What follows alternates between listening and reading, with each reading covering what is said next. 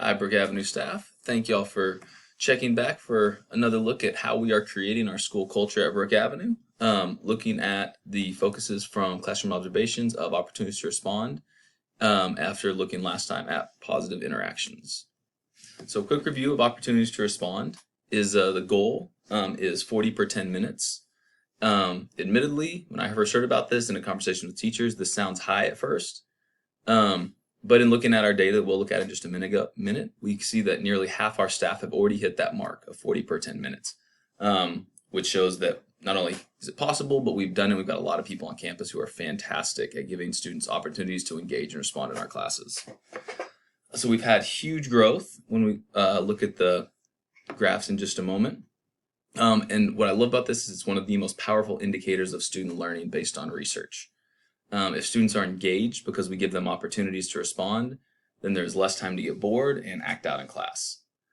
Also, with the physical reminders of having hand raised or holding up 1, 2, or 3 fingers or thumbs up and down, that we can see who is engaged and on task without even having to have sound in the classroom.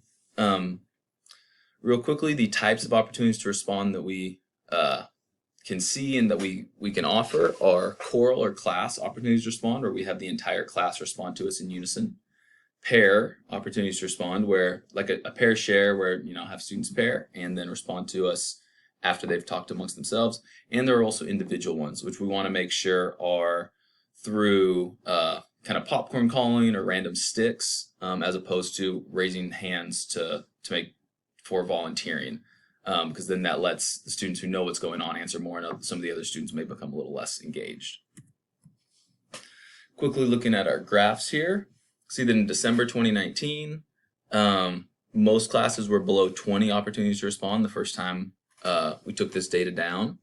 Then looking in February last year, January, February 2020, you could see that it was moving a lot higher. Most classes were between 20 and 30, and we had one class that reached that goal of 40 opportunities to respond.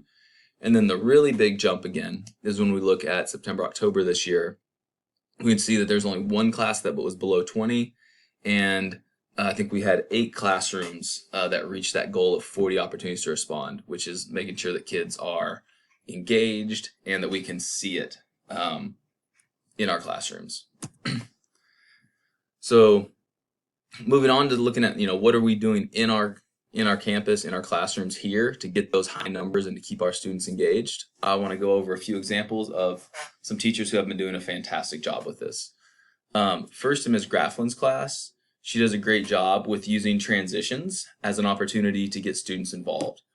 As students are being called out to move towards different groups, she has the class call back who's going where.